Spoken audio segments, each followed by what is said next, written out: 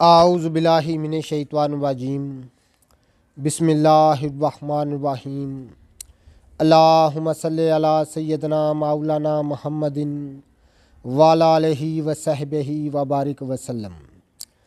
तमाम तारीफ़ें रब्बुल इज़्ज़त की हैं जो तमाम जहानों को पालने वाला है और जिसकी तमाम जहानों में बादशाहत है, जो ज़िंदगी अता करने वाला और मौत देने पर कादिर है, जो हर तमाम चीज़ों की शक्ल सूरत बनाने वाला और उनको फ़ना करने वाला है।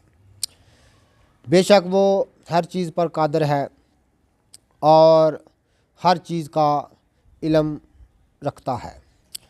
नाज़रीन किराम, मैं हूँ हकीम आमिर शहज़ाद डस्का से आपकी खिदमत में हुक्म कदीम का माल जाती रुझान, उनकी गहरी फ़िक्र, अमराज के दफ़ा के लिए हिफ़्ज़ान सेहत पर उनका फ़लसफ़ा, उनके माल जाती वाक़यात